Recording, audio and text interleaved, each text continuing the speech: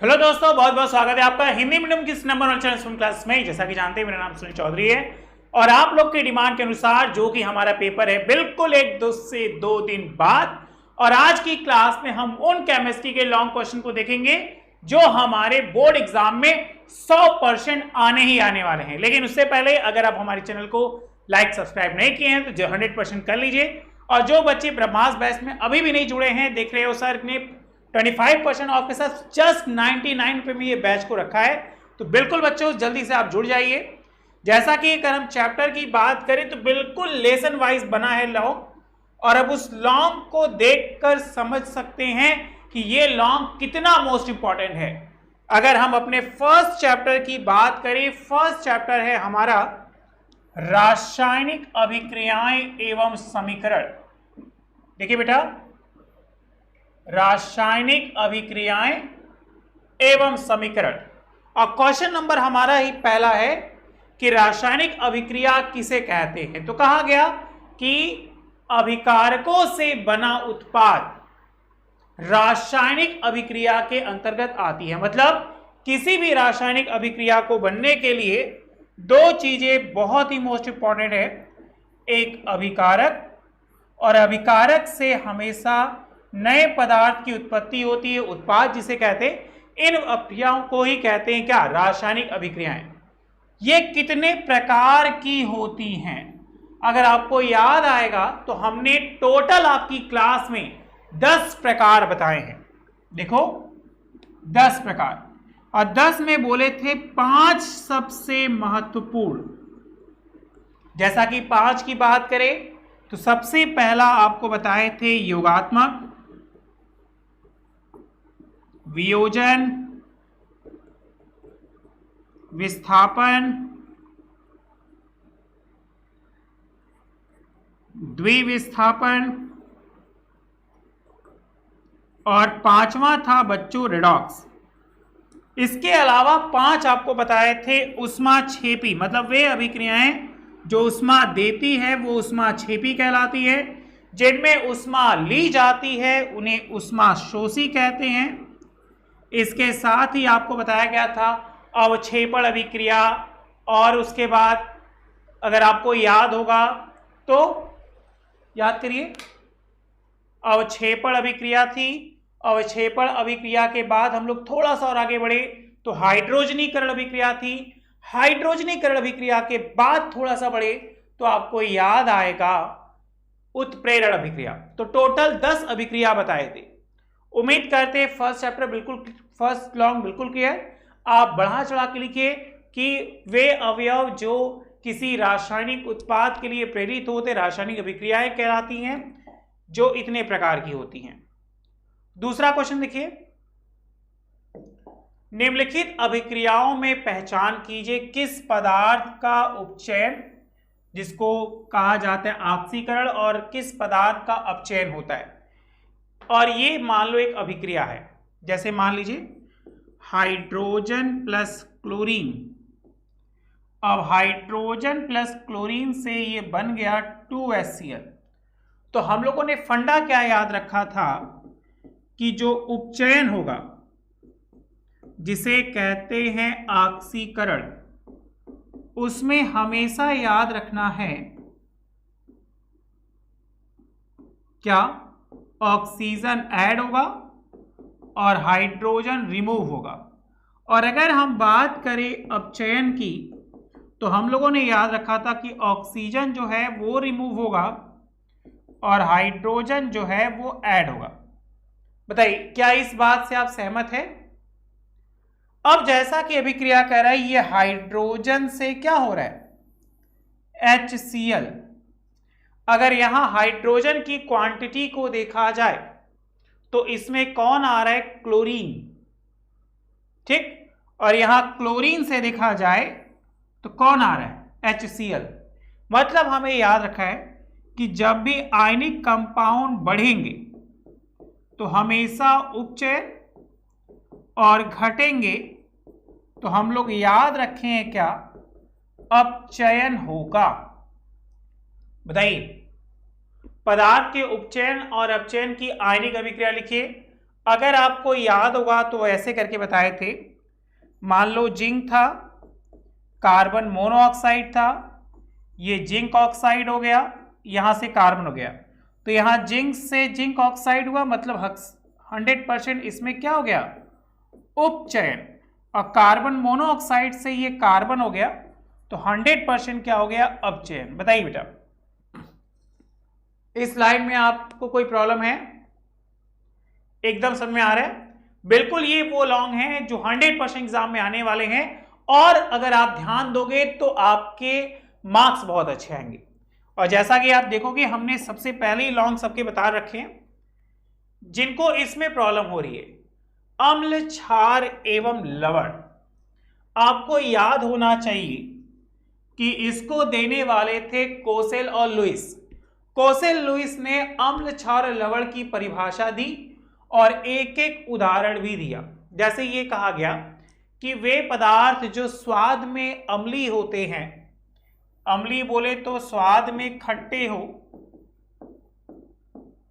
और स्वाद में खट्टे के साथ साथ याद करिए, स्वाद में खट्टे थे, और जली विलयन में क्या दे, H+ आयन, तो ही कहलाते थे अम्ल। अम्ल हमने दो भागों में बांटा था। एक आपको याद होगा प्रबल अम्ल, जैसे HCl, H2SO4, और दुर्बल अम्ल याद कर लीजिए भाई,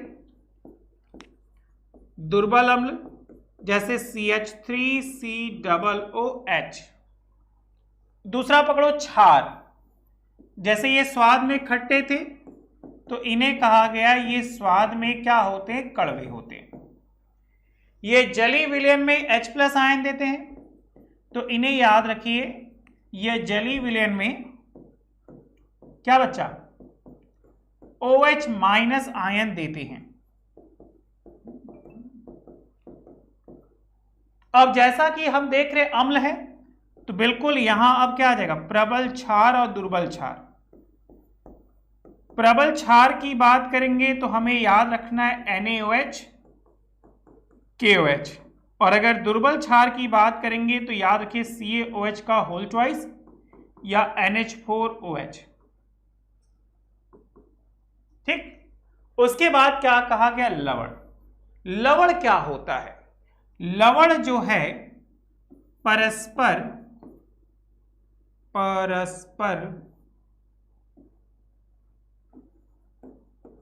अम्ल एवं क्षार की क्रिया से बनते हैं। जैसे एक अम्ल ले लो HCl, एक क्षार ले लो NaOH, इनकी क्रिया करा दिए तो बन गया NaCl और H2O। बेटा, इस अभिक्रिया को उदासीनीकरण अभिक्रिया के नाम से भी जाना जाता है। अगर मान लो क्वेश्चन में आ जाए उदासीनीकरण अभिक्रिया क्या है, उदाहरण द्वारा समझाइए, तो इसको लिख सकते हैं कि परस्पर अम्ल की क्रिया क्षार से करा दे तो क्या बनेगा, लवण और जल। बताइए बेटा, इस लाइन में कोई प्रॉब्लम है? जल्दी से इसको कॉपी कर लीजिए। ठीक है, चलिए आगे बढ़ते हैं। दूसरा देखिए, ये बहुत ही मोस्ट इंपॉर्टेंट है, 2013, 2017, 2020 पूछा गया है, और मुझे ऐसा लग रहा है हो सकता है 2022 में भी पूछ ले। क्या? विरंजक चूर्ण, जिसे कहा जाता है ब्लीचिंग पाउडर। आपको याद आएगा कि यदि बुझा चूने पर क्लोरीन गैस प्रवाहित की जाए तो विरंजक चूर्ण और जल का निर्माण होता है। इसको बनाने की दो विधियां हैं।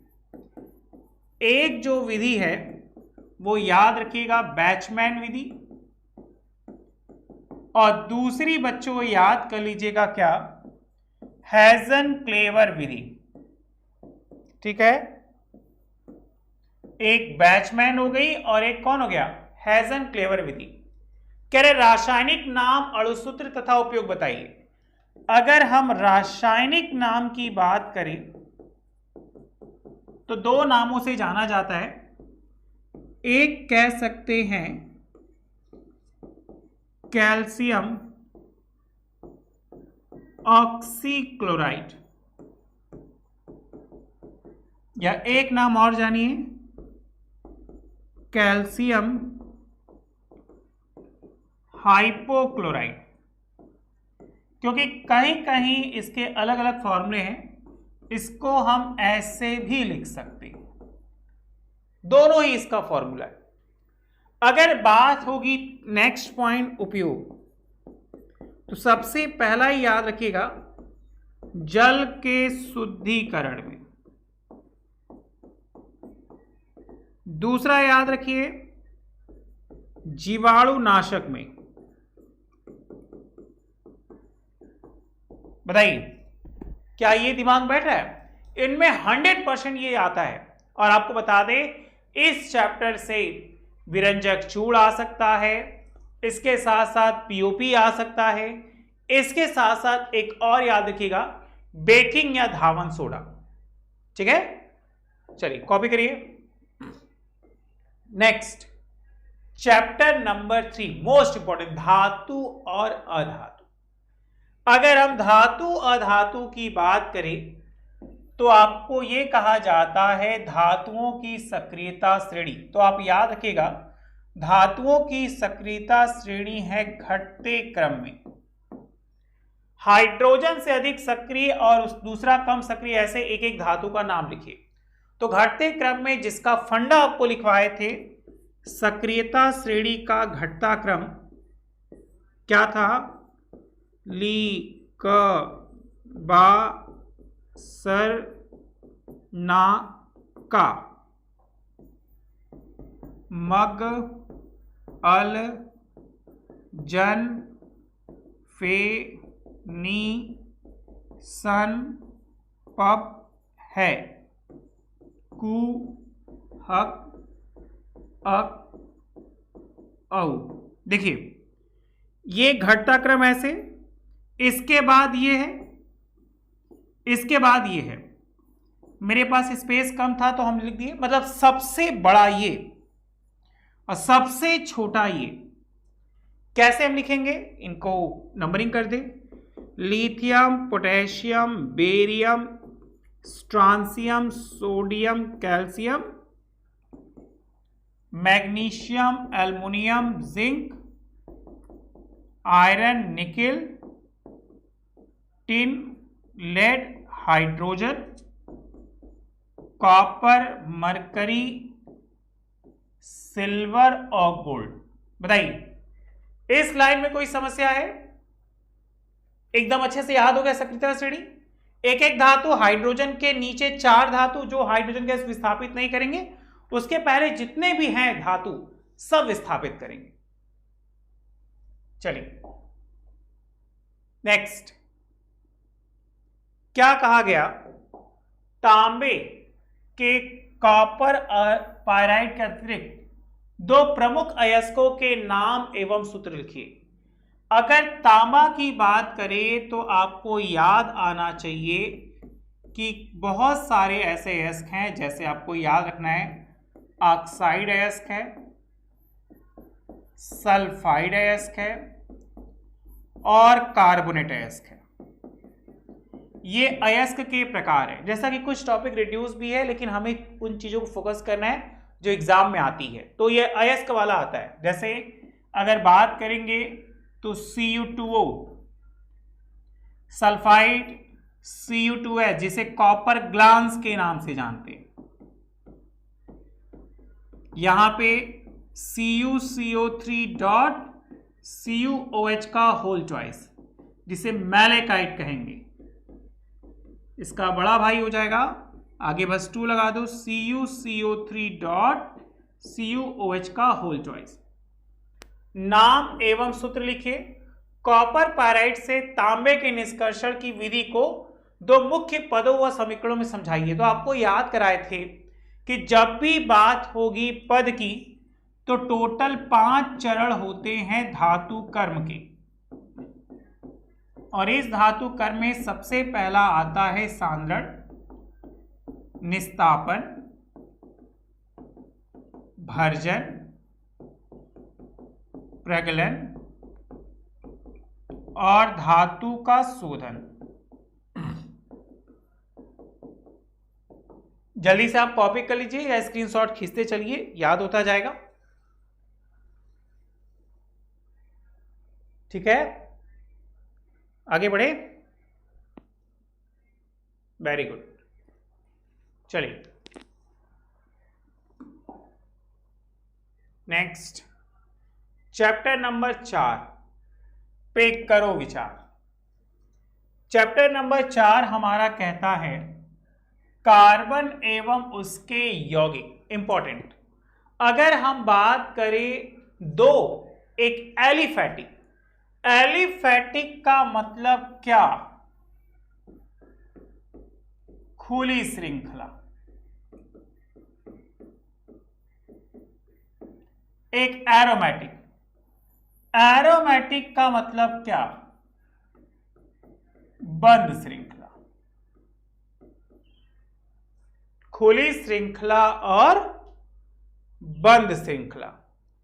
अगर हम खुली श्रृंखला की बात करें तो हम लोग क्या याद करते हैं कि खुली श्रृंखला में आते हैं कौन? Alkane, alkene, alkyne. याद करिए कौन कौन?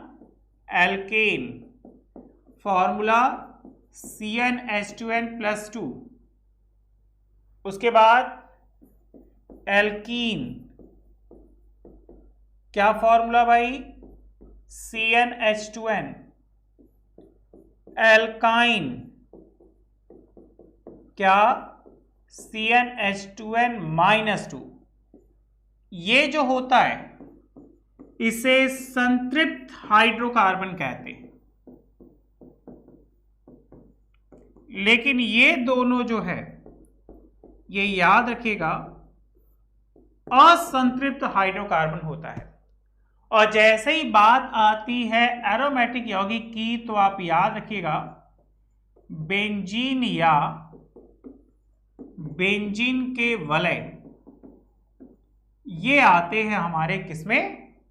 एरोमेटिक में। जिसकी संरचना मेरे बच्चों को 100% याद है, एकांतर क्रम में द्विबंध के साथ मॉलिक्यूलर फॉर्मूला C6H6 होता है। कहा गया एलिफैटिक और एरोमेटिक यौगिकों में महत्वपूर्ण 3 अंतर।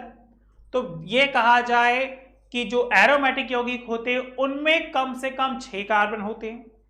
एलिफैटिक यौगिक में कोई ऐसा नहीं है, एक से चाहे जितने कार्बन भी हो जाए। दूसरी बात अगर हमें याद रखना है एलिफैटिक यौगिकों की, तो ये संतृप्त और असंतृप्त दोनों हो सकते हैं। एरोमेटिक यौगिक की बात करें तो ये मुख्यतः असंतृप्त होते हैं। एलिफैटिक यौगिक खुली श्रृंखला का निर्माण करते हैं और वो कम से कम 6 के साथ बंद श्रृंखला। बताइए, ठीक है। चलिए,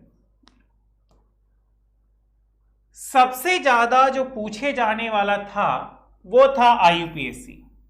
और सबसे बड़ी समस्या हमारे बच्चों को IUPAC बनाने आता ही नहीं। तो आपको एक ट्रिक बताए थे, इस नियम को याद रख लीजिए, ये बहुत ही मोस्ट इंपॉर्टेंट है, आपके एग्जाम में देगा। IUPAC के लिए नंबर 1, हमेशा लंबी श्रृंखला का चयन करें। लंबी श्रृंखला का चयन करें। अगर आप लंबी श्रृंखला का चयन करेंगे तो 100% आपकी IUPAC सही जा रही है। दूसरा, क्रियात्मक समूह को पहचानें।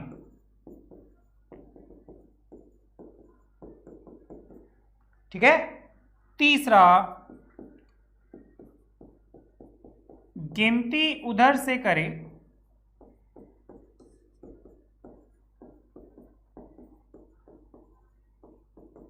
जिधर से क्रियात्मक समूह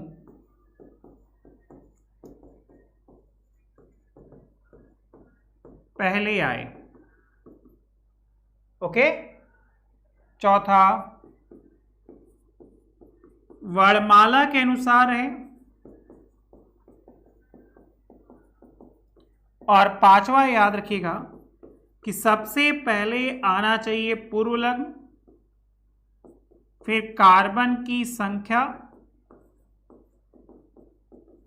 फिर अनुलग्न। अगर इतनी बातें आप याद कर लिए तो 100% आपकी आईपीएससी अच्छी होगी। और देख सकते हैं ये कितनी बार बोर्ड एग्जाम में आ चुके हैं। जैसे सबसे पहला का जैसे C2H5CHO, तो क्रियात्मक समूह को पहचानिए CHO मतलब एल्डिहाइड, और एल्डिहाइड आते ही दिमाग में आना चाहिए अल। कार्बन कितना, 2 और 1 3, तो इसका नाम क्या हो सकता है, या तो प्रोपेनल या प्रो1 अल। अल मतलब एल्डिहाइड जो पहली पोजीशन पे है। क्लियर? यहां देखो CH3OCH3 मतलब O आया, मतलब इसमें क्रियात्मक समूह है ईथर, और ईथर आते ही हमें याद आएगा मेथॉक्सीमेथेन, कार्बन 1 था। कुछ बातें याद कर लीजिए, कार्बन 1 है तो मेथ, 2 है तो एथ, 3 है तो प्रोप, 4 है तो ब्यूट, 5 है तो पेंट। ठीक, यहां देखो CH3OC2H5। अब CH3OC2H5 मतलब पहले कार्बन एक ईथर ग्रुप, तो क्या मेथॉक्सी एथेन। यहां देखो बेटा 3 कार्बन ओइक एसिड, तो क्या प्रोपेनोइक अम्ल, या याद रखो प्रोप1 ओइक अम्ल। एकदम समझ में आ रहा है? बहुत ही मोस्ट इंपॉर्टेंट है। देखो या तो C2H4 या C2, अब डबल बॉन्ड आते ही आपको याद आना चाहिए इन, तो कार्बन है या तो एथीन कर लिख लो या एथ1 इन। क्लियर? यहां देखो CH3CH2Cl, Cl है तो कार्बन एक क्लोरोएथेन, यहां बीच में कीटोन है तो क्या प्रो1 ओन या 2 प्रोपेनोन। अब क्रियात्मक समूह के अनुसार हमें याद रखना है, जैसे ये CHO है तो एल्डिहाइड हो गया, यहां O है तो ईथर हो गया, COOH है तो कार्बोक्सिलिक हो गया, डबल बॉन्ड है तो इन हो गया, Cl है तो क्लोरो हो गया, C हो गया तो कीटोन हो गया। आपको ये आईपीएससी याद होने चाहिए। अगर क्लियर है तो यस सर में आंसर दीजिए। हम लोग और आगे चले, आप स्क्रीनशॉट खींच लीजिएगा बेटा।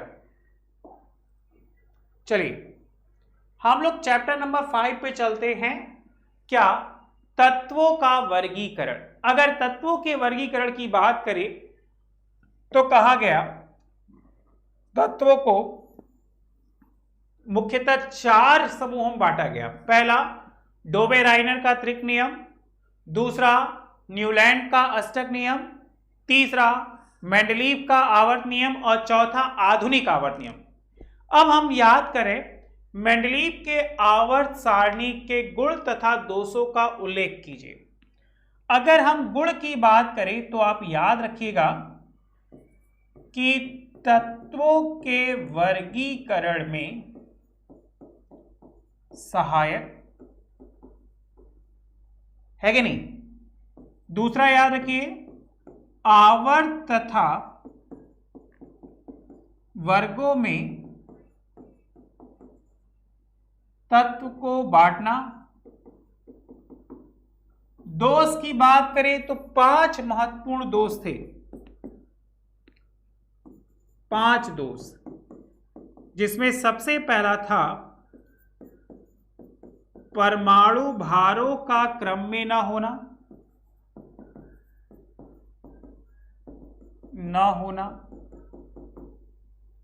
दूसरा आपका दोष था समस्थानिकों का स्थान ना होना।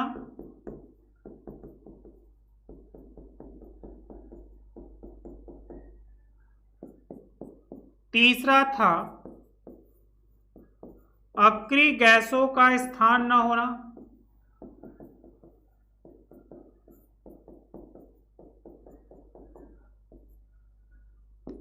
चौथा था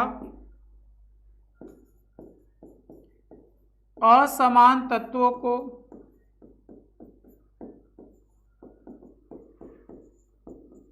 एक ही में रखना। और लास्ट था हाइड्रोजन का द्वैध व्यवहार। बताइए बेटा, क्या ये पांचों क्रम एकदम समझ में आया अच्छे से? मेंडलीव की आवर्त सारणी जो थी वो मुख्य रूप से परमाणु भार के आधार पर थी। किसे? परमाणु भार। बाद में इसे संशोधित किया गया परमाणु क्रमांक पे। तो बताइए, ये क्लियर है? देख सकते हैं, ये पॉपुलर क्वेश्चन है, इंपॉर्टेंट क्वेश्चन है। आइए और आगे चले। मेंडलीव की आधुनिक संशोधित आवर्त सारणी में सामान्य लक्षण लिखिए। तो सबसे पहले तो याद रखिए कि जो मेंडलीव की आधुनिक संशोधित आवर्त सारणी हुई वो मोजले द्वारा की गई और संशोधित करने के बाद यह पाया गया कि जो आधुनिक आवर्त सारणी के जो नियम थे वो बिल्कुल मेंडलीव से बिल्कुल विपरीत थे। मेंडलीव की जो आवर्त सारणी थी वह परमाणु भार के आधार पर थी, लेकिन जो उनकी संशोधित आवर्त सारणी थी इसका बेस हो गया क्या? परमाणु क्रमांक। अब जैसे ही परमाणु क्रमांक किया गया तो जो उनमें दोष थे वो पूरी तरह खत्म हो गए। उसके बाद क्या पाया कि संशोधित आवर्त सारणी में, मतलब मेंडलीव की संशोधित आवर्त सारणी में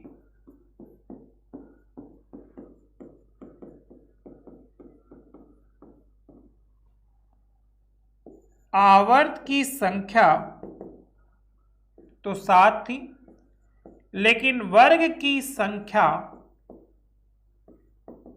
0 से 8 कुल 9 वर्ग थे। यह था वो इंपॉर्टेंट पॉइंट जो पाया गया किसमें? संशोधित आवर्त सारणी में।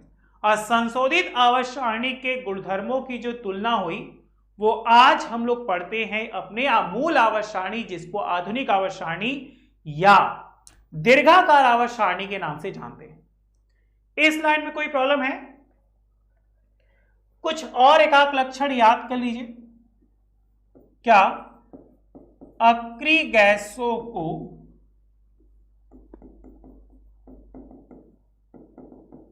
अंत में स्थान दिया। ओके, दूसरा याद कर लीजिए। क्या?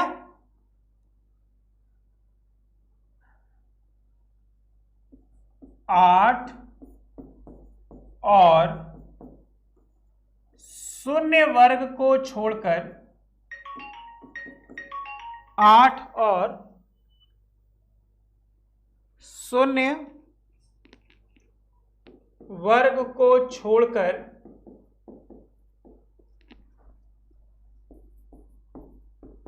अन्य वर्गों को ए और बी में विभाजित किया गया।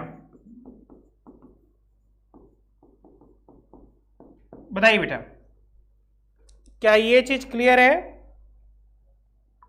यस सर में आंसर दीजिए। कोई डाउट है तो बताइएगा जरूर।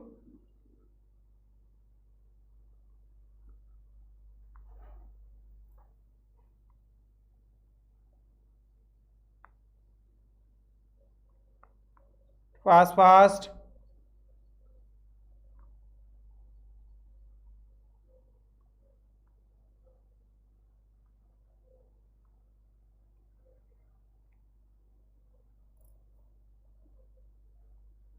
जल्दी से कॉपी कर लीजिए।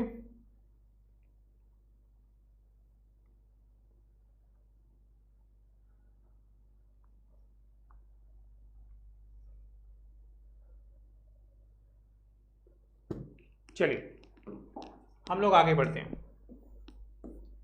देखिए सबसे पहले आप सभी को ध्यान दीजिए, ऐसा कोई क्वेश्चन जो सबसे ज्यादा कॉम्प्लिकेटेड था, सबसे ज्यादा आपको तैयारी करनी है आईयूपीएससी पे, आईयूपीएससी ध्यान रखेंगे तो 100% आपकी चीजें हो जाएगी क्लियर।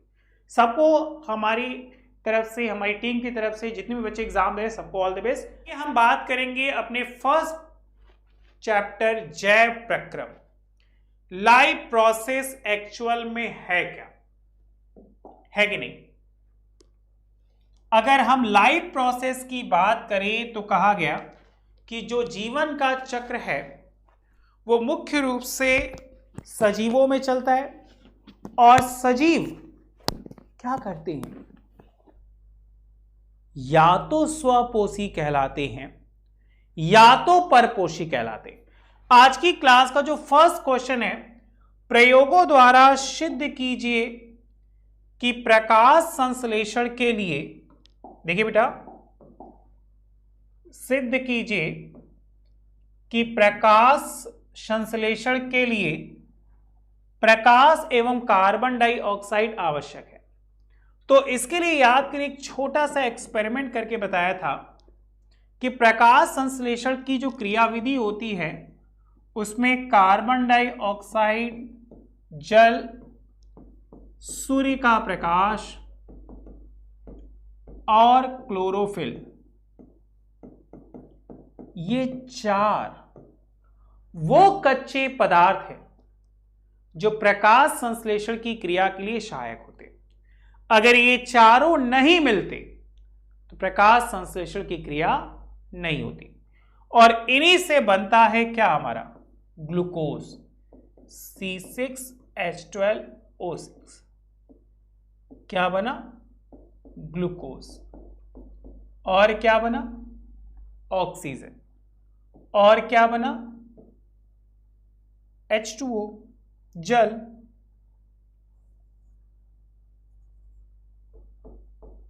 है कि नहीं? तो हमसे कह रहे सिद्ध कीजिए कि प्रकाश संश्लेषण के लिए प्रकाश और कार्बन डाइऑक्साइड आवश्यक है कि नहीं। तो आप क्या करिए, एक पॉट लीजिए, उस पॉट में पत्ती लगा दीजिए, गमला लगा दिया, पौधा लगा दिया, पौधा जनरेट कर दिया। अगर हम बात करें सबसे पहले एक्सपेरिमेंट की, तो प्रकाश के लिए क्या करिए, एक पत्ती पे कागज या एल्युमिनियम फॉयल से पूरी तरह ढक दीजिए।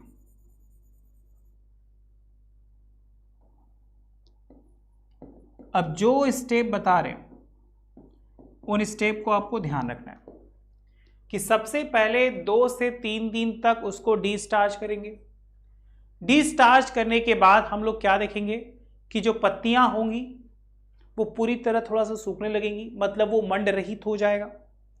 उसके बाद 1 से 2 घंटे हम सूर्य के प्रकाश में रखकर उस पत्ती को तोड़ लेंगे।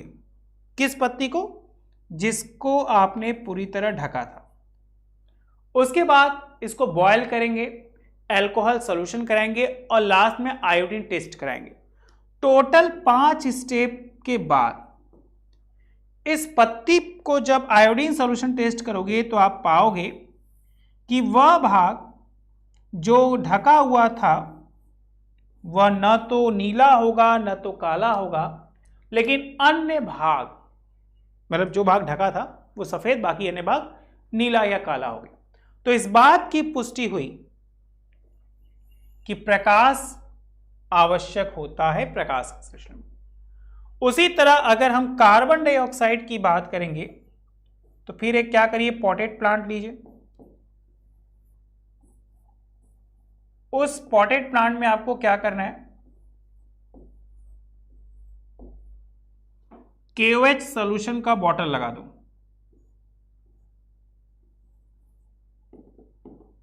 क्यों? क्योंकि KOH जो होता है वो कार्बन डाइऑक्साइड को क्या करता है, ऑब्जॉर्ब कर लेता है। उसको फिर वही काम, स्टेप 1 2 से 3 दिन तक अंधेरे कमरे में दो कि डिस्चार्ज हो जाए। उसके बाद क्या करेंगे, 1-2 घंटे के लिए सूर्य के प्रकाश में रखेंगे कि वो स्टार्च युक्त हो जाए।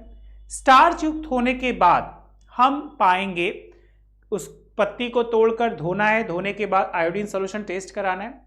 तो आप पाओगे जिस भाग को बॉटल से ढके हुए थे, तो जितना भाग बॉटल के अंदर था वो सफेद रह गया, अब बाकी भाग जो नीला या काला हो गया। तो इस बात की पुष्टि हुई 100% कि प्रकाश संश्लेषण के लिए प्रकाश और कौन, CO2 आवश्यक होते हैं, आवश्यक होते हैं। क्लियर? बैठा दिमाग में? चलिए आगे बढ़ो। ये दोनों के लिए मोस्ट इंपॉर्टेंट सेशन है। जैसा कि चित्र आपके एग्जाम में 100% आने वाला है, चित्र को ध्यान दीजिए। खासकर हमारे छोटे बच्चे 10th वाले चित्र को जरूर देखेंगे। क्वेश्चन है, मनुष्य के पाचन तंत्र का नामांकित चित्र बनाइए और वर्णन कीजिए। तो हम देख रहे हैं एकदम अच्छे से चित्र को कर्सिव एकदम पहले ड्रॉ कर लीजिएगा, क्योंकि जितना आप अच्छे से चित्र को ड्रॉ करेंगे एग्जामिनर आपको मार्क्स उतने ही प्यार से आपको देगा, क्योंकि कहेगा जब बच्चे ने चित्र अच्छा बनाया है तो जरूर लिखा भी उसके बारे में अच्छा होगा। और सिर्फ चित्र ही बनाना नहीं जरूरी है, चित्र के साथ साथ उसमें कौन कौन सी चीजें इंपॉर्टेंट है उसको लेबलिंग करना भी बहुत जरूरी है। जीभ कहाँ है, लार ग्रंथियां कितनी जोड़ी हैं, तो 3 जोड़ी हैं। मुंह कहाँ है, ग्रसनी कहाँ है, निगल द्वार कहाँ है, आमाशय, पित्ताशय, अग्नाशय, छोटी आंत जिसे एक नाम से और जानते हैं क्षुद्रांत, बड़ी आंत जिसे एक नाम से जानते हैं वीतांत्र, गुदाद्वार और मलाशय।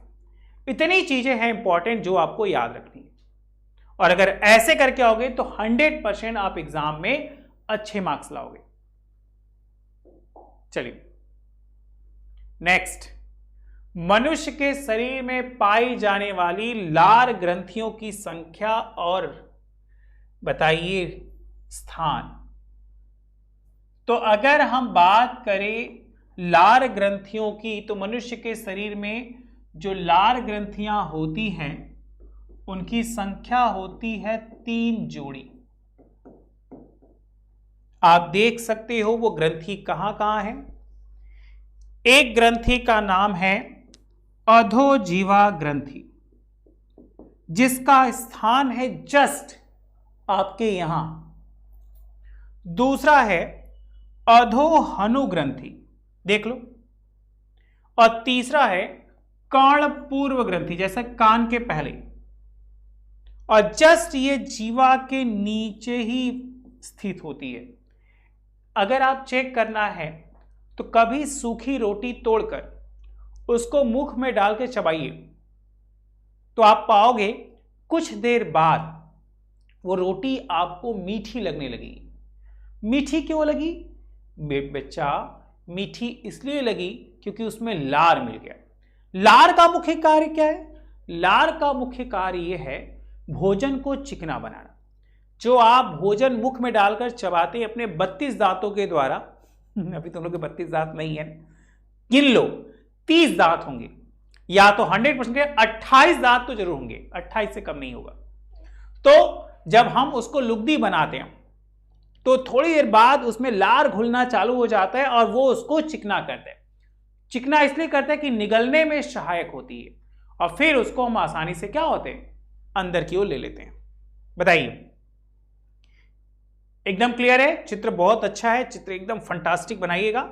एग्जामिनर को ऐसा लगना चाहिए कि बच्चे ने बहुत अच्छे से और बहुत मेहनत किया है।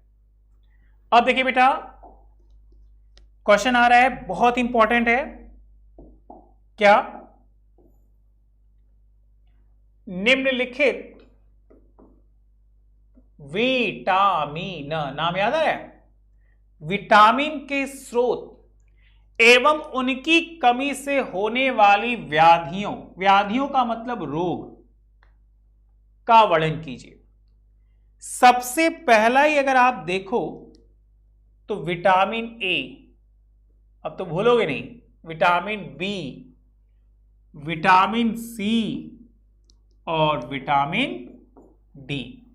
तो क्या करते, एक छोटा सा टेबल बना लेते हैं, एक टेबल बना लेते हैं विटामिन का नाम, एक छोटा सा और चीज बढ़ा देते हैं, रासायनिक नाम,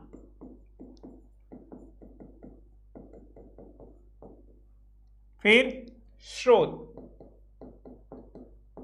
फिर कमी से होने वाला, अब चाहो तो बेटा रोग बोलो या तो क्या बोलो व्याधि, दोनों का मतलब एक होता है। अब जैसा कि पहला ही नाम सामने देखने को मिल रहा है, क्या, विटामिन ए, जिसका रासायनिक नाम होता है बच्चों रेटिनॉल। अगर कमी से रोग बात करें तो सबसे पहला ही नाम आता है रक्तौंधी, मतलब रात या कम रोशनी में अच्छे से दिखाई नहीं देना, उसी चीज को कहते हैं क्या, रक्तौंधी, रात के समय औंधी, रक्तौंधी। स्रोत, ऐसा कौन कौन सा चीज खाओ कि आंखों की रोशनी को बढ़ा सके, तो याद करिए पालक, मछली और दूध, है कि नहीं। इन चीजों से हम अपनी आंखों की रोशनी बढ़ा सकते हैं और इनकी कमी से होने वाले रोगों से बच सकते हैं। उसके बाद है विटामिन B1, जिसका रासायनिक नाम है थायमीन। अब आप क्या करो, एक छोटा सा काम, स्रोत मुझे बताओ, हम आपको रोग का नाम बता दे रहे हैं, जैसा कि बहुत चर्चित नाम है बेरी बेरी, नाम सुना है। चलो तीसरा विटामिन सी। विटामिन सी की बात करें तो आप याद रखिएगा एस्कॉर्बिक, सेम काम, स्रोत कम से कम 3 तो आप बताओ ही। सी आते ही दिमाग में रखो खट्टे पदार्थ, जैसे नींबू, आंवला, हम तो बता ही दिया, अब आप बता दो। एक रोग का नाम याद रखो स्कर्वी, और लास्ट है विटामिन डी। विटामिन डी याद करो बेटा, कैल्सीफेरॉल,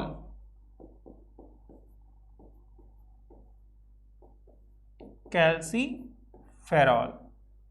3 नाम आप स्रोत लिखना है, और यहां याद रखो रिकेट्स,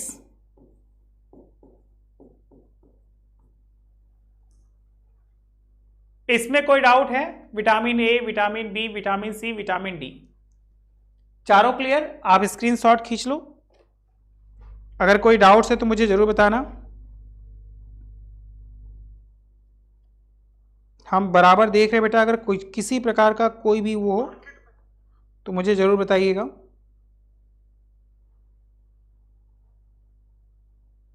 आगे बढ़ा जाए।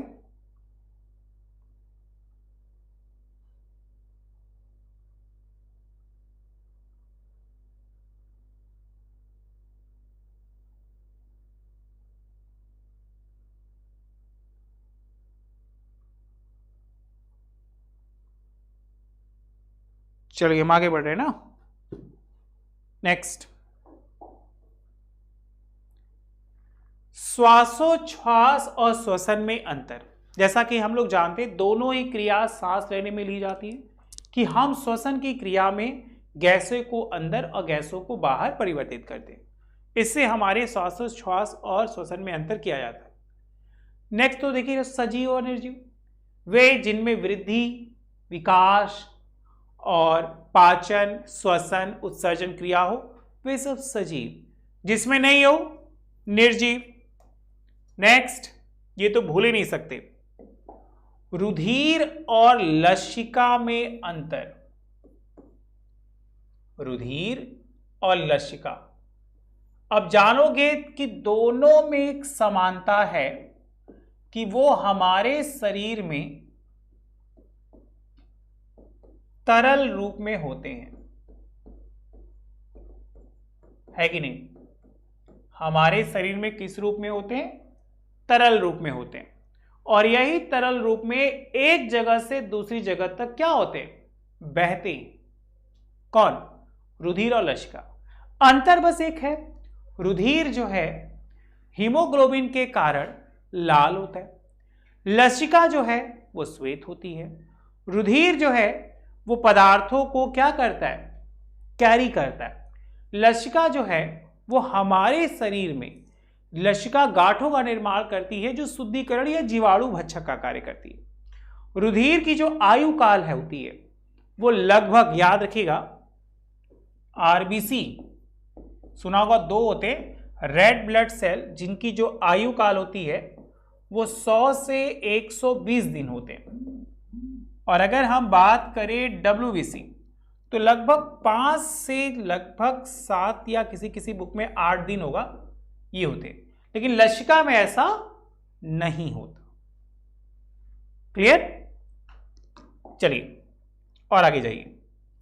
इसको तो भूलिएगा ही नहीं बेटा, वृक्काणु, किडनी का वो मोस्ट इंपॉर्टेंट पार्ट जो हमारे शरीर में रक्त के शुद्धिकरण में सहायक होता है, नेफ्रॉन। जैसे कहा जाता है कि हमारे शरीर की संरचनात्मक और क्रियात्मक इकाई कौन होती है, तो हम लोग जानते हैं कोशिका होती है।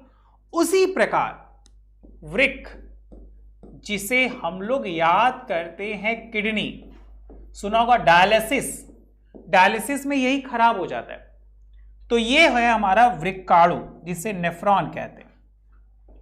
इसी का चित्र हमारे बोर्ड एग्जाम में आता है बनाने के लिए।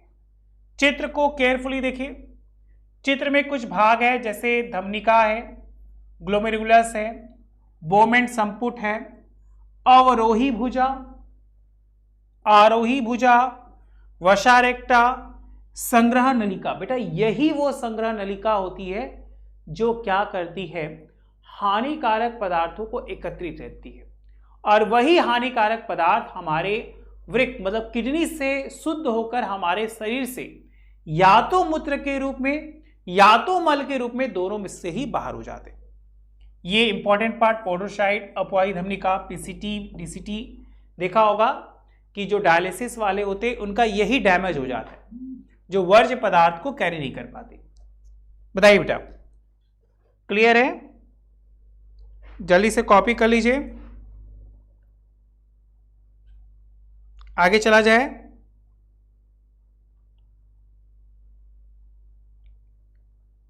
आ रहा है अच्छे से?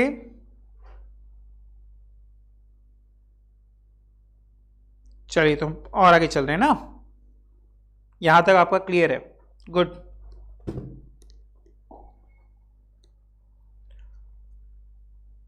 मानव के श्वसनांग मतलब श्वसन अंग, तो आप जानते हैं कि मानवों में श्वसन के लिए हमारे शरीर में उपस्थित होता है लंग्स, जिसे फेफड़ा या फुफ्फुस के नाम से भी जानते हैं।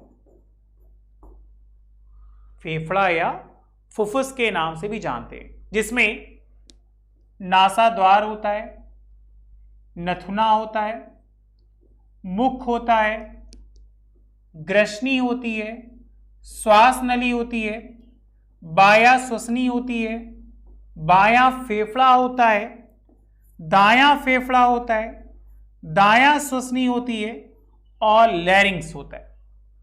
और एक यहां देख लीजिए, ये डायफ्राम होता है।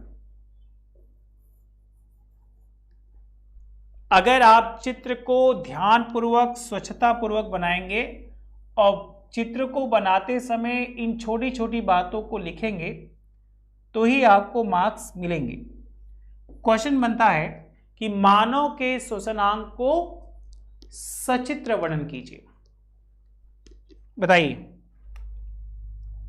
इस लाइन में कोई दिक्कत है? आ रहा है बेटा समझ में? ऐसा कोई है जिसको डाउट है तो बताओ, चित्र को बना लो।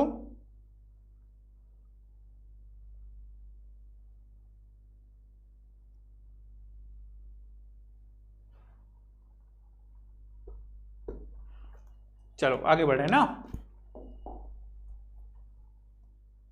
ओ ये तो भूलिएगा ही नहीं, क्योंकि क्वेश्चन आता है हृदय का चित्र बनाइए और समझाइए।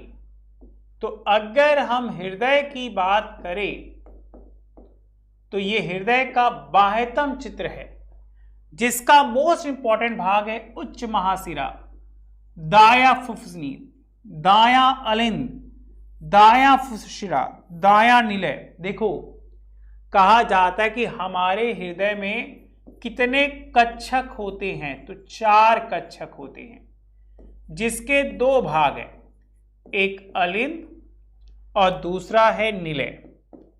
इसी अगर हम अलिंद की बात करें तो 2, लेफ्ट और राइट, लेफ्ट और राइट, मतलब दाया बाया अलिंद और दाया बाया निलय। बताइए क्या ये बैठ रहा है दिमाग में?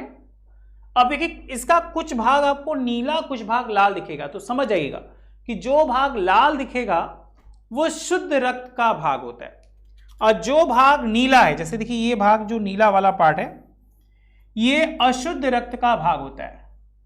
चित्र को देखो, मुझे पता है कि हमारे बहुत सारे ऐसे बच्चे हैं जिनको चित्र बनाने में बहुत प्रॉब्लम होती है, इसीलिए वो कला लिए नहीं, क्योंकि कला लेंगे तो काला हो जाएगा, और कला ना लेकर वो संस्कृत कंप्यूटर ले लिए। लेकिन अब भाई कहीं ना कहीं तो आपको बनाना है ही ना, यहां पे आपको चित्र बनाएंगे तभी आपको नंबर मिलेगा। और चित्र बनाते समय इस बात को ध्यान रखिएगा, इसका शेप किस प्रकार से जाता है, क्योंकि सबसे मोस्ट इंपॉर्टेंट है शेप। और उसके बाद शेप बनाने के बाद इनमें ये निम्नलिखित भाग, जो धमनी होती है, आई मीन महाधमनी, वो शुद्ध रक्त को कैरी करती है, जैसा कि एक बार आपको बताए भी थे। और जो शिरा होती है वो अशुद्ध रक्त को। बताइए बेटा, चित्र क्लियर हो रहा है? चलिए, अगर कहा जाए शरीर में किस प्रकार का परिसंचरण होता है, तो दोहरा रुधिर परिसंचरण होता है।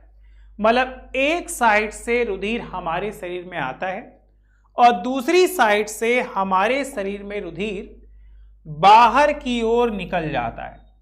कहने का बस एक इतना सा मतलब है कि हमारे शरीर का जो भाग है वो 2 भागों में बटा है। अगर हम इस भाग की बात करें, लाल वाले भाग की, तो ये शुद्ध रक्त का वाहक है, और इस नीले भाग को देखा जाए तो वो अशुद्ध रक्त का वाहक है। क्वेश्चन बना कि शरीर में कैसा परिसंचरण तंत्र है, तो याद रखिएगा कि मानव शरीर में दोहरा रुधिर परिसंचरण तंत्र होता है। क्लियर? चलिए, ब्रिकार्डो वाला क्लियर था। एक और समझ लीजिए, रंध्र, स्टोमेटा। क्वेश्चन बनता है रंध्र क्या है, तो यह कहा गया कि पत्तियों पे असंख्य छोटे छोटे सूक्ष्म छिद्र होते हैं, उन्हीं को कहते हैं क्या, रंध्र। और रंध्रों के द्वारा क्या होता है, वर्ज्य और हानिकारक पदार्थ अंदर और बाहर की ओर जाते हैं। इनके 2 भाग होते हैं, एक खुला रंध्र और एक बंद रंध्र, मतलब ओपन और क्लोज। चलिए नेक्स्ट चैप्टर, जीव जनन कैसे करते हैं। देखिए क्वेश्चन है डीएनए प्रतिकृति का प्रजनन में क्या महत्व है, तो आप जानते हैं डीएनए प्रतिकृति द्वारा ही अपने समान नए जीवों की उत्पत्ति की जाती है या नए जीवधारी उत्पन्न होते हैं। फिर कहे कायिक जनन किसे कहते हैं, तने द्वारा इस विधि का एक उदाहरण दीजिए।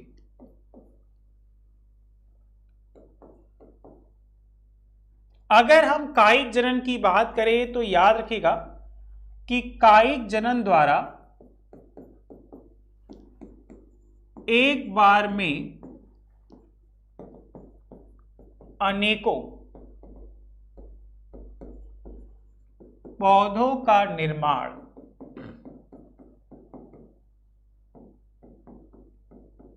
किया जा सकता है। अब जैसे ही कायिक विधि आई थी तो दो आपको बताए थे, एक आपको बताया था प्राकृतिक, प्राकृतिक में 3 थे, जड़ द्वारा, तने द्वारा,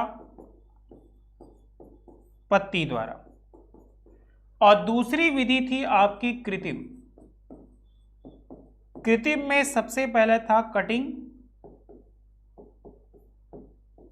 ग्राफ्टिंग और लेयरिंग। हमसे बोला है तने द्वारा, तने द्वारा याद रखिएगा आलू, बाकी तुम याद कर लो भालू। चलो अच्छा हो जाएगा, आगे चला जाए। चलिए नेक्स्ट, एक लिंगी तथा उभयलिंगी पुष्प में अंतर तथा दोनों का एक एक उदाहरण। एक लिंगी जिसमें एक लिंग, याद करिए, एक लिंगी पुष्प, उभयलिंगी। एक लिंगी का मतलब एक हो, या तो पुमंग मतलब पुंकेसर, या तो जायांग मतलब स्त्री केसर।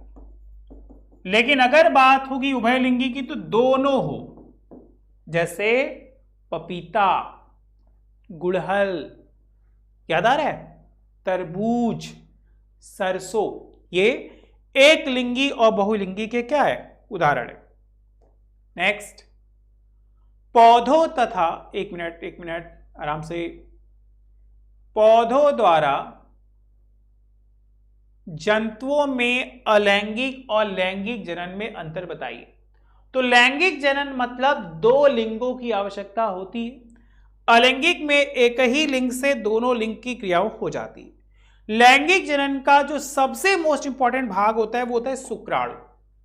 मानव में शुक्राणु द्वारा लैंगिक जनन होता है। तो क्वेश्चन यही बना कि शुक्राणु का नामांकित चित्र बनाइए। तो देखिए बेटा चित्र, ऊपर जो है सिर है, यहां ग्रीवा है, यहां सेंट्रियोल है, यह साइटोप्लाज्म है, सर्पिलाकार तंतु है, एक्सियल तंतु है और पूंछ।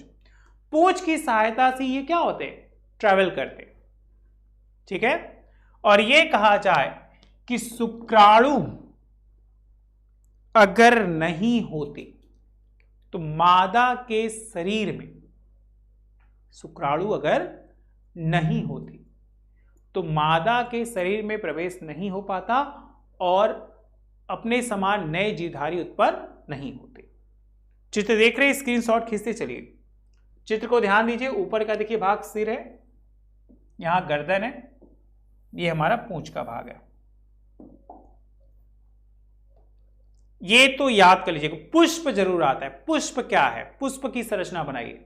तो पुष्प में जायांग होता है, अंडाशय होती है, अंडाणु होता है, बाह्यदल होती है, तंतु होता है, परागकोश होती है और वर्तिकाग्र होता है। बताइए बेटा, क्या ये बात क्लियर हो रही है?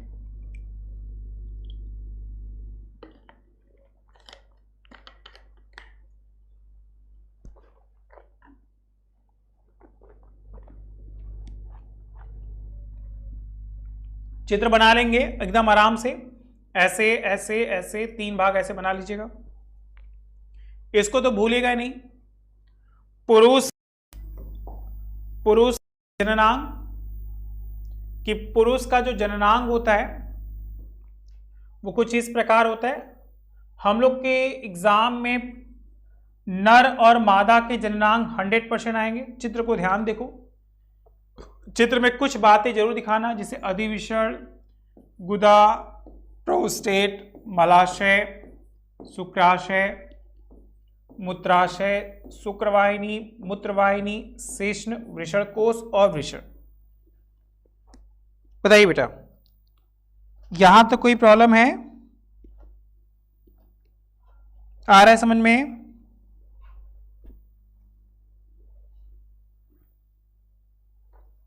अगर डाउट है तो बताइएगा जरूर। क्लियर है तो यस सर में आंसर दीजिए।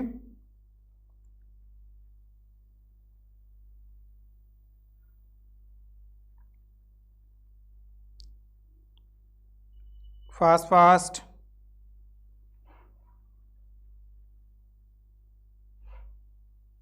आगे बढ़ा जाए।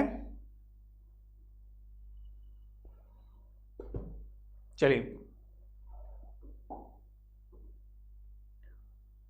नर के बाद आती है मादा। मादा में देखिए क्या क्या है। हिंदी वाले बच्चे ध्यान देंगे, इंग्लिश वाले को तो समझ में आ ही रहा होगा।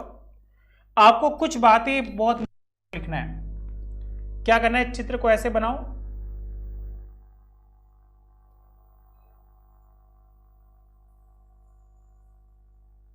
ठीक। यहां पे फैलोपियन ट्यूब होगा,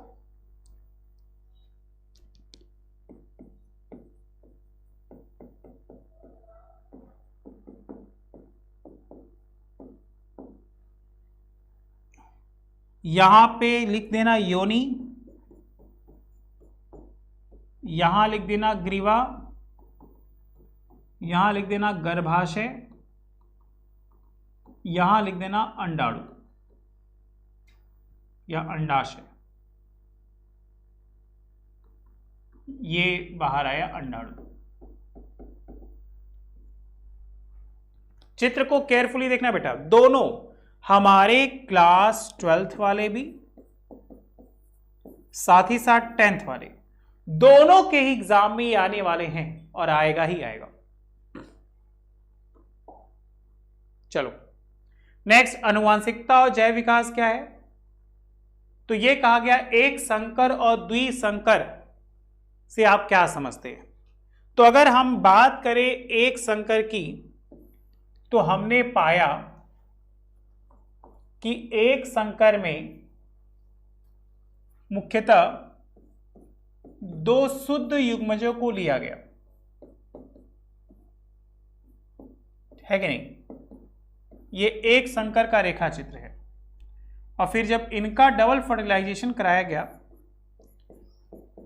तो कुछ इस प्रकार से रेशियो में वो विभाजित हुए।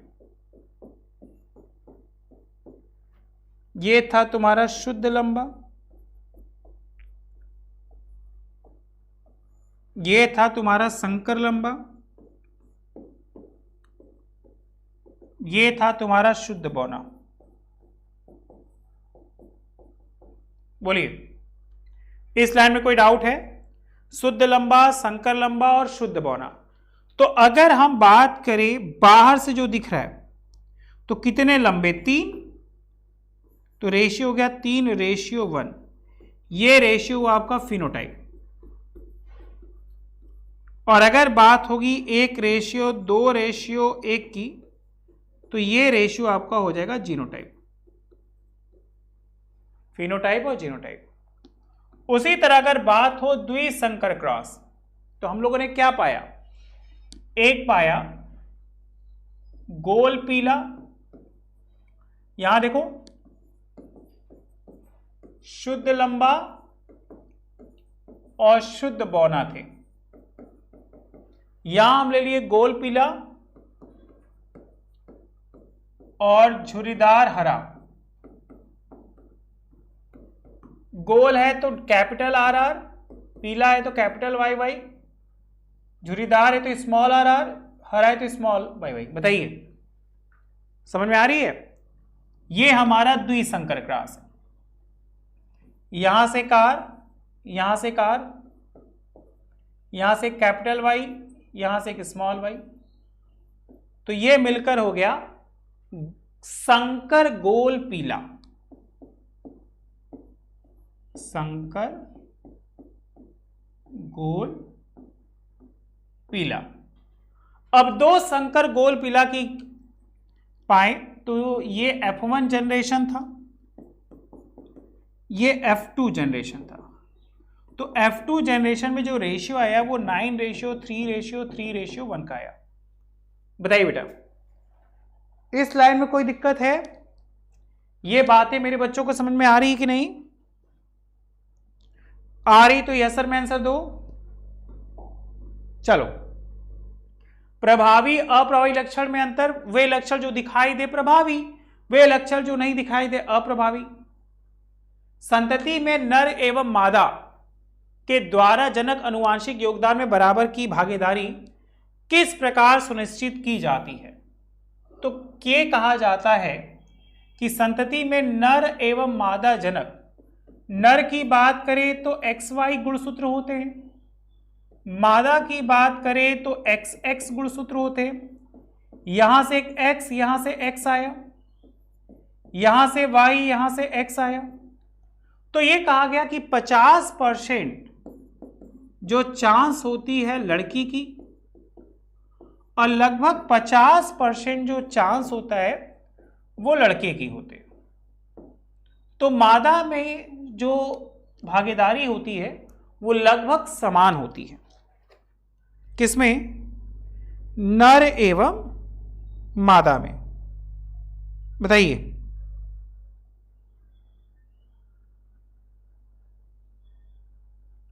ठीक है? चलिए आगे। नेक्स्ट, समयुग्मजी और विषमयुग्मजी में अंतर। तो हम लोग याद रखेंगे कि समयुग्मजी वो होते हैं जिनमें गुणसूत्र समान हो, जैसे RR हो, RR हो, TT हो तो TT हो, WW हो तो WW, मतलब ये समान हो। विषमयुग्मजी मतलब समान, एक X है तो Y, एक कैपिटल R है तो एक स्मॉल r, एक कैपिटल T है तो एक स्मॉल t, एक कैपिटल W है तो स्मॉल w। जब दोनों की संख्या असमान हो विषमयुग्मजी, दोनों समान हो समयुग्मजी। गुणसूत्र पर संक्षिप्त टिप्पणी लिखिए। गुणसूत्र क्या है? गुणसूत्र वो वाहक होते हैं जो हमारे शरीर में होते हैं। 23 जोड़ी गुणसूत्र होते हैं और ये माता पिता से संतानों में जाते हैं, जिसके चित्र को हम यहां देख सकते हैं। चित्र देखिए क्या है। अगर हम गुणसूत्र की संरचना की बात करें तो यहां सैटेलाइट्स होता है, यहीं के ऊपर होता है जीन जिसे कहते हैं, और इन्हीं जीनों के द्वारा जनक से उनकी संतानों में लक्षण जो है वो स्थानांतरित होते हैं। चित्र देख लिया? चलो नेक्स्ट, हमारा पर्यावरण। जीवमंडल की परिभाषा दीजिए। जीवमंडल में 3 मंडल होते हैं, एक स्थल मंडल, एक जल मंडल, एक वायुमंडल। इन्हीं तीनों मंडलों में होता है क्या? जैव मंडल। और जैव मंडल वो होता है जहां जीव निवास करते हैं। का जैविक आवर्धन का क्या है? परितंत्र में स्तरों में जैविक आवर्धन, जैविक आवर्धन मतलब वह कण जो हमारे शरीर में स्थानांतरित होते एक से दूसरे में चले जाते। सबसे मोस्ट इंपॉर्टेंट आता है अम्ल वर्षा और ओजोन की न्यूनता। हमारे पर्यावरण में बढ़ते प्रदूषण के कारण अम्ल वर्षा अत्यधिक हो रही। आप जानते हो अम्ल वर्षा कैसी होती है? जो गैसें ऊपर जाती हैं वो जल में घुलकर वापस पृथ्वी पे चली आती हैं। जिस प्रकार वो क्या करती हैं? हानि पहुंचाती हैं, और हानि पहुंचाने से वह इमारतों, रिहायशी इमारतों, जिससे सुना होगा आगरे का ताजमहल क्या हो गया? पीला हो गया। किसके कारण? अम्ल वर्षा कारण। और यही बढ़ते प्रदूषण कारण ओजोन में कमी हो गई। एक गैस सुना होगा CFC, क्लोरोफ्लोरोकार्बन के द्वारा। जैसा कि आप देख सकते हैं, इसका एक और मोस्ट इंपॉर्टेंट प्रभाव green house effect. Green house पर टिप्पणी लिखिए। तो आप चित्र बनाकर दिखा सकते हैं कि कैसे पृथ्वी का जो वायुमंडल है, पहले जो CO2 गैस थी उसको बाहर भेज देता था और वायुमंडल एक समान होता था, लेकिन ये अब क्या कर रहा है कि कार्बन डाइऑक्साइड को अवशोषित करके वातावरण को गर्म कर दे रहा है। और वातावरण गर्म होने की वजह से ग्रीन हाउस इफेक्ट बढ़ रहा है। इसका एक और एग्जाम्पल है ग्लोबल वार्मिंग, जिसे हिंदी में कहते हैं वैश्विक तापन, मतलब भूमंडल के ताप में वृद्धि होना। और इसी भूमंडल के ताप में वृद्धि के कारण क्या हो गया, गैसें जो हैं वो विकसित हो गई। चलो नेक्स्ट और मोस्ट इंपॉर्टेंट, ये अंतर आप देख लो, आता है फूड चेन और फूड वेब। फूड चेन खाद्य श्रृंखला यह एक सरल प्रकार की संरचना है जिसमें ऊर्जा का स्थानांतरण एक जीव से दूसरे जीव में होता है। फूड वेब खाद्य जाल ये एक जटिल संरचना है जिसमें विभिन्न परिस्थितियों तंत्र से खाद्य श्रृंखलाएं परस्पर खाद्य जाल बनाती हैं। इसमें ऊर्जा का प्रवाह एक ही दिशा में होता है। इसमें ऊर्जा का प्रवाह कई दिशाओं में हो सकता है। खाद्य श्रृंखला में जीवों की संख्या कम होती है, खाद्य जाल में जीवों की संख्या अधिक होती है। खाद्य श्रृंखला उत्पादक, उपभोक्ता तथा अपघटनकर्ता के बीच संबंध की सीधी कड़ी होती है। इसमें उत्पादक, उपभोक्ता और अपघटनकर्ता के बीच संबंध जाल के रूप में होता है। बताइए बेटा, यह क्लियर है? अगर क्लियर है तो यस सर में आंसर दो।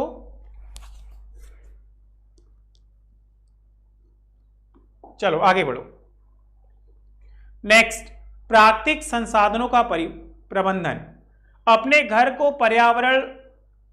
पर्यावरण मित्र बनाने के लिए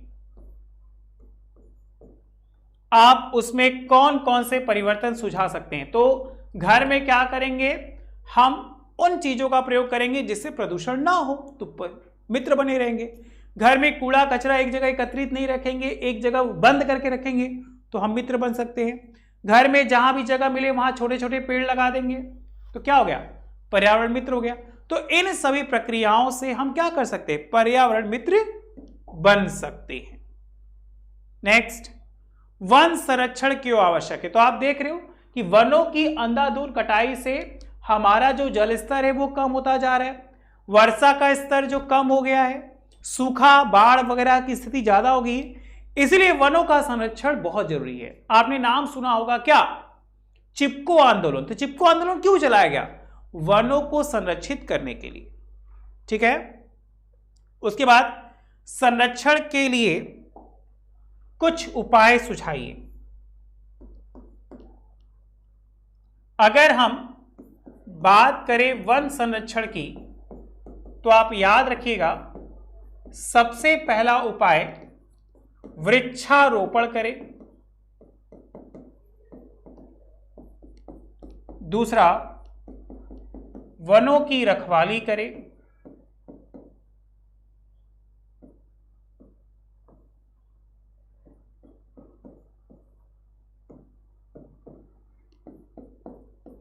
वृक्षारोपण करें, वनों की रखवाली करें और प्रतिबंध करें, जिससे क्या हो, कोई पेड़ ना काटे, जो पेड़ काटेगा उसको जुर्माना भरना पड़ेगा। चलिए और आगे चलते हैं। अपने निवास क्षेत्र के आसपास जल संग्रहण की परंपरागत विधि का पता लगाइए। जैसे कि आपको पता है कि हम लोग तालाब बनाते हैं और सुना होगा अंडर वाटर रिजर्वायर बनाते हैं, तो इन सभी चीजों को नोटिस करना है और हमें जल के स्तर को बढ़ाना है। ठीक है, नेक्स्ट, चलिए ये हो गया आपका फिनिश्ड। बताइए यहां तक कोई प्रॉब्लम है? ये हो गया फिनिश्ड। जल संग्रहण की परंपरागत विधि, जैसे सुना होगा कि पुराने समय में खादीन, बघीन ये सब नाम होते थे, तालाब बनाते थे जिससे जल को संरक्षित कर लिया जाए। ओके, तो चलिए आज के लिए इतना ही। Thank you so much, bye bye. घर पर रहिए, स्वस्थ रहिए, मस्त रहिए। अगर कोई डाउट्स है तो मुझे जरूर बताइए। चलो बाय बाय।